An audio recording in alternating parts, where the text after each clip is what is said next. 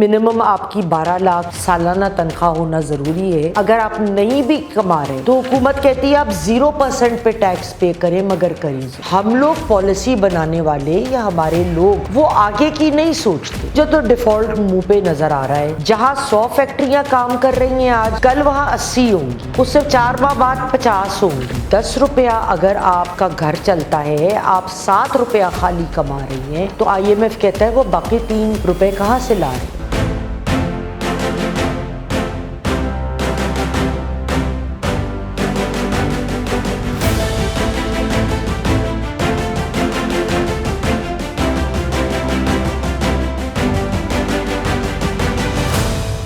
السلام علیکم ناظرین، پروگرام یاسمین کی بیٹھک کے ساتھ میں ہوں آپ کی میزبان عفیفہ راؤ، اور میرے ساتھ موجود ہیں ہماری سینئر تجزیہ کار یاسمین آفتاب علی صاحبہ۔ السلام علیکم میم۔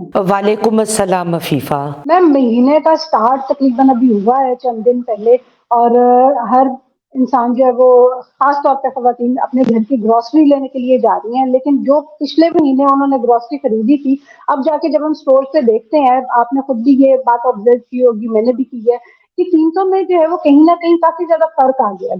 تو عام انسان کو یہ بات سمجھ نہیں آتی کہ بھئی یہ آخر ایک دم سے قیمتیں جو ہے وہ روز بروز آئے دن جو ہے وہ چینج کیوں ہو رہی ہے، یہ ٹیکس کی نہیں سمجھ میں آتی۔ تو اس حوالے سے میں چاہوں گی کہ آج ذرا آپ ناظرین کو یہ جو ٹیکسیشن کا ہمارا سسٹم ہے اس کے بارے میں بریف کریں، ان کو آسان الفاظ میں سمجھائیں کہ یہ دراصل ہوتا کیا ہے اور عام عوام پہ یہ کس طرح سے افیکٹ کر رہا ہوتا ہے۔ تھینک یو عفیفہ، یہ بڑا پرٹیننٹ کوسچن آپ نے پوچھا ہے، کیونکہ واقعی عموماً لوگوں کو جن کا اکنامکس کا بیک گراؤنڈ نہیں ہے وہ بہت کنفیوز ہو جاتے ہیں۔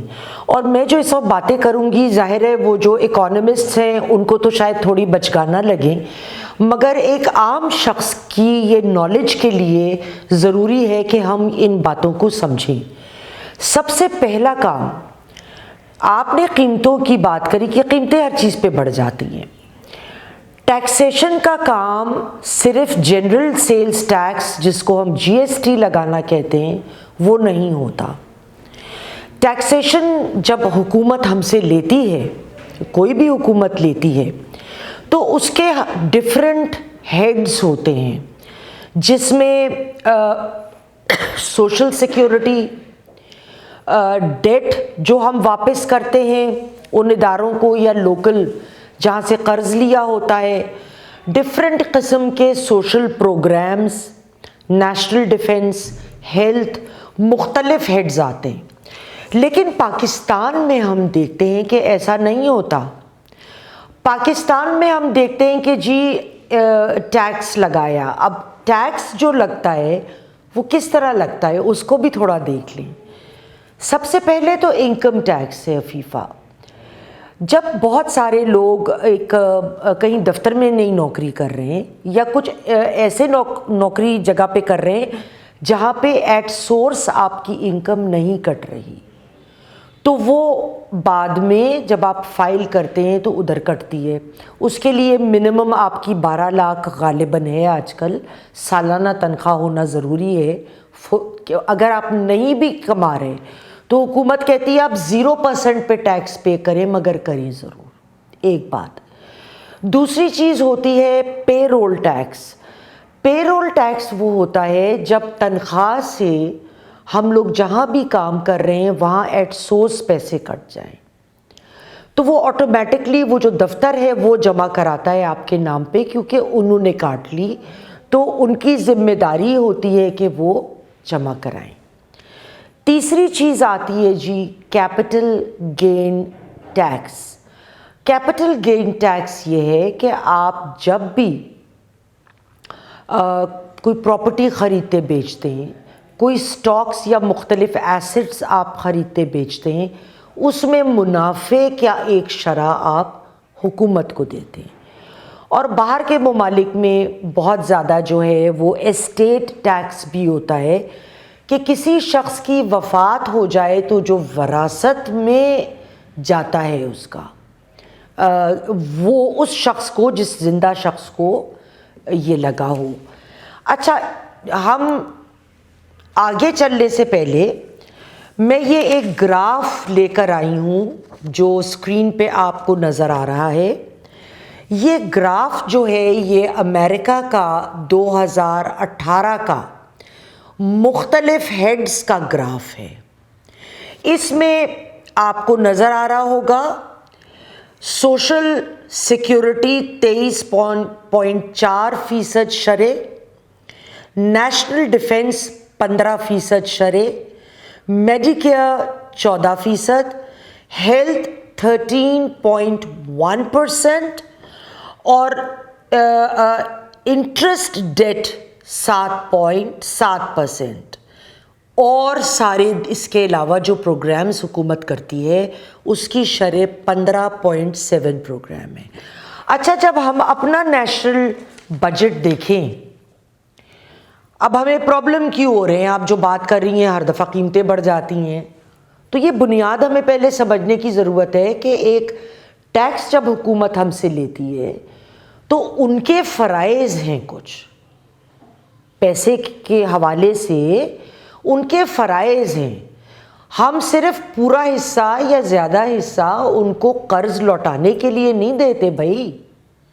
آپ نے ہمیں سیکیورٹی فراہم کرنی ہے، آپ نے ہمیں ہیلتھ کیئر فراہم کرنا ہے، آپ نے ہم کو مختلف سوشل پروگرامز کے حوالے سے سپورٹ فراہم کرنی ہے، جو ہم نے ادھر میں نے یہ دکھایا ہے اور آپ دیکھ سکتے ہیں۔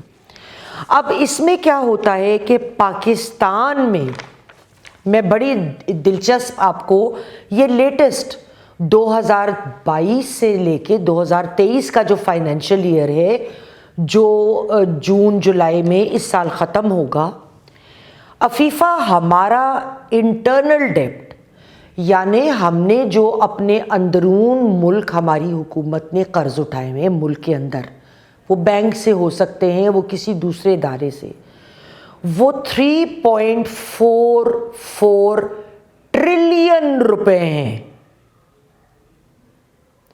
اور جو آپ فورن ڈیٹ سروسنگ ہماری ہے، یعنی ہم نے باہر کے ملکوں سے قرض لیے ہیں اور وہ لوٹانے ہیں، وہ 511 بلین۔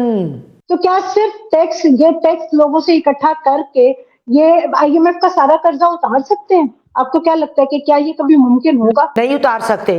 ادھر بالکل بہت اچھا سوال ہے، یہ نہیں ہوگا۔ وجہ کیوں ہے؟ وجہ یہ ہے عفیفہ کہ ہم پچھلے پروگرام میں میں 2-3 پروگراموں میں نے بات کی کہ جب امپورٹ آپ کی بند ہوئی ہے تو بہت سارے ایسے اجزاء جو لوکل پروڈکشن کے لیے ضروری ہیں وہ بھی بند ہو گئے۔ اس کے بعد سے آپ کی اپنی ایکسپورٹ اس وقت بہت زیادہ سفر کر رہی ہے۔ میں ادھر آنے سے پہلے ایک کلیئرنگ ایجنٹ سے بات کر رہی تھی کراچی پورٹ کے اوپر۔ انہوں نے مجھے کہا کہ میم LCs بند ہیں،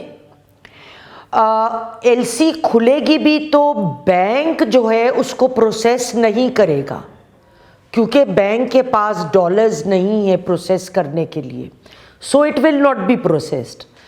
جب اگر آپ کی LC کھلتی ہے، اب دنیا کے کسی ملک سے بھی کوئی مال منگوانا چاہتے ہیں تو آپ کے بینک کی وہاں ایڈوائس چاہتی ہے۔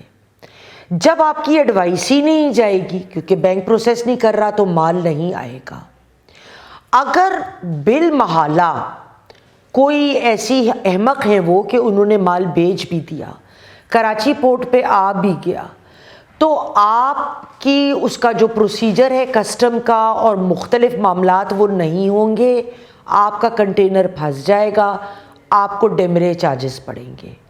ایک کام اور جو کچھ ڈیلر حضرات یہاں پہ کلیئرنگ ایجنٹس کر رہے ہیں، کوئی 2 نمبر کی حرکت سے مال منگوا لیتے ہیں، لیکن چونکہ وہ LC کے تحت نہیں کھلا ہوتا، وہ اس پہ کوئی بینکنگ پروسیسنگ نہیں ہوتی، تو اس کی ڈاکیومنٹیشن نہیں ہوتی، وہ 95% چانسز ہے کہ آپ کو ملے گا نہیں، وہ پھنس جائے گا، اور الٹا اس پہ منگوانے والے پہ FIR بھی کٹتی ہے۔ اول ایسے بڑے کم لوگ کرتے، لیکن یہ جو منگوا رہا ہے اس کو نہیں ملتا۔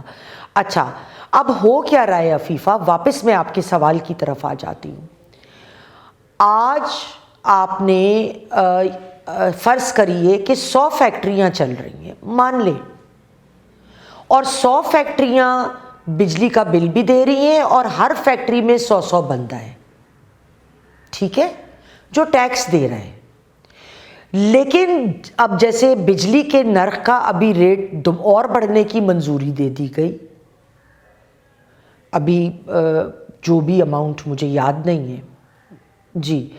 اب جب اس کا رزلٹ کیا ہوتا ہے، وہ آپ کی پروڈکشن کاسٹ کے اوپر وہ ایڈ آن کیا جاتا ہے نا. تو جب ایڈ آن ہوتا جائے گا تو پروڈکشن کاسٹ بڑھتی چلی جائے گی. زیادہ پروڈکشن کاسٹ، لیسر ایکسپورٹس آپ کو نہیں ملیں گی. اس کے بعد آپ اور فیکٹریاں آؤٹ آف ورک چلی جائیں گی. جہاں 100 فیکٹریاں کام کر رہی ہیں آج، کل وہاں 80 ہوں گی، اس سے 4 ماہ بعد 50 ہوں گی. اور اسی شرح سے جو لوگ نوکری کر کے ٹیکس دے رہے ہیں ان کی شرح گھٹتی جائے گی. تو کیا ہوگا؟ کیا وہ تمام ٹیکس جو اب ڈیفیسٹ میں جا رہا ہے، وہ جو تھوڑا بہت سیکٹر چل رہا ہے، کیا اس کے اوپر اس کا سارا کا بوجھ ڈال دیا جائے گا؟ کیونکہ ہم لوگ پالیسی بنانے والے یا ہمارے لوگ وہ آگے کی نہیں سوچتے، وہ صرف آج کی سوچتے ہیں. آج یہ کام ہو گیا، آج ہم نے اتنا جمع کر لیا. آپ یہ بھی نہیں سوچتے کہ جو 44% آپ کے ہاتھ میں بچا ہے 55-56% ٹیکسز دے کر، اس 44% میں آپ ویسے بھی ملک نہیں چلا سکتے. جو پچھلے پروگرام میں نے آپ کو ایک بات کری تھی کہ جب بہت زیادہ ٹیکسیشن کی شرح بڑھ جاتی ہے تو آپ 10 روپیہ اگر آپ کا گھر چلتا ہے، آپ 7 روپیہ خالی کما رہی ہیں، تو IMF کہتا ہے وہ باقی 3 روپے کہاں سے لا رہے ہو؟ اب میں ابھی جب آئی، مجھے خبر آئی کہ 283 روپیز پہ انٹرسٹیٹ ٹرانزیکشن پہ روپے کی قیمت ڈالر کے اگینسٹ آ گئی ہے، اور شام ہوتے تک 300 روپے پہ جانے والی ہے. یہ جو مارکیٹ میں لوگ بیٹھے ہیں وہ بات کر رہے ہیں. نمبر 1 تو عفیفہ، ہم جب جنرل ٹیکس ہر سروس اور ہر اشیاء اور ہر چیز پہ لگاتے ہیں تو ہر چیز اسپائک اپ کرتی ہے. پیٹرول آپ بڑھا رہے ہیں، اس سے تو ویسے ہی کرے گی. جنرل سیلز ٹیکس سے ایک کمپاؤنڈنگ ایفیکٹ آتا ہے اس کے اوپر. اس میں مسئلہ کیا ہوتا ہے کہ more factories go out of work, more people go out of work. اب حل کیا ہے؟ نمبر 1، آپ کچھ انڈسٹریز اور کام سے جن کو آپ چاہتے ہیں وہ پھلیں پھولیں، ان سے ٹیکسیشن ہٹا دیں، 3 سال کے لیے ہٹا دیں. اس میں خصوصاً میں IT سیکٹر کا ذکر کروں گی کیونکہ آگے دنیا IT کی ہے. آپ کا بے حساب کام آن لائن ہو رہا ہے، آپ کا بہت کام. تو اگر آپ اسی طرح سے جو ہوم انڈسٹریز ہیں جو ہم اکثر دیکھتے ہیں، فیس بک پہ آپ بھی دیکھتی ہوں گی کہ لوگ چھوٹی چھوٹی چیزیں گھر سے بنا کے چھوٹا چھوٹا کام کر کے پھر آن لائن بیچ رہے ہیں، ہر چیز پہ دھبا دھب ٹیکس ہے، تو ان کی دکانیں. تو آپ کچھ ایسے سیکٹرز جو کرٹیکل ہیں، پھر وہ اجزاء جو لائف سیونگ ڈرگز کے لیے بڑا ضروری ہیں. ابھی میں پرسوں گئی ایک سکائٹرسٹ کے پاس کسی کو لے کے، تو میں نے کہا صفائی دے دوں، یہ نہ سمجھے نا میں خود سکائٹرک پیشنٹ ہوں اور یہاں ہم کو لیکچر دے دوں. تو انہوں نے اپنی انگلی دکھائی کہ یہ ایک باربیکیو پہ مجھے بلی نے جنگلی کاٹ لیا. پھر انہوں نے مجھے تھیلا دکھایا، پروفیسر علی دوائی نہیں مل رہی ریبیز کی، میرا ایک دوست باہر سے کیسے کر کے اس نے بھجوائی. اب عام آدمی کس طرح کرے گا؟ یہ آپ تو بہت بڑے ڈاکٹر ہیں، مایا ناز آپ کے سرکل ہے، ہو گیا، عام آدمی تو نہیں ہو سکتا نا. تو دس از ویری امپورٹنٹ. اور پھر وہ دوائیاں آپ ایکسپورٹ بھی کر سکتے ہیں، ہے نا. اچھا، اس کے بعد جو ایک چیز بہت اہم ہے، ایک کانسیپٹ ہے جس کو پتہ نہیں ہم نے کبھی سنجیدگی سے نہیں لیا، اس لیے کیونکہ سیکنڈ ورلڈ وار کے بعد ریزروز میں US کا ڈالر رکھا جاتا ہے، اس کو دیکھا جاتا ہے. مگر ایک کانسیپٹ ہے جس کو ہم کہتے ہیں کرنسی سویپ. کرنسی سویپ کیا ہے کہ میں آپ سے، آپ امریکہ ہیں، میں پاکستان میں ہوں، میں ڈیل کرتے وقت آپ سے طے کرتی ہوں کہ عفیفہ آپ یہ مال جو مجھے بھیج رہی ہیں، جو ریٹ آج ڈالر کا ہے میں اس حساب سے پاکستانی روپوں میں آپ کو ادائیگی کر دوں گی. یہ عمل آپ کی ڈیل میں پہلے سے ہونا چاہیے. اور یہ سال ڈیڑھ یا دو پہلے انڈیا نے سری لنکا کے لیے $400 ملین کے لیے یہ ایک فیسلٹی پرووائڈ کی تھی. تو یہ ایک ایسی چیز ہے، اکانومسٹ بہتر سمجھتے ہوں گے کہ اس میں باریکیاں کیا ہیں، لیکن ہم یہ کر ضرور سکتے ہیں.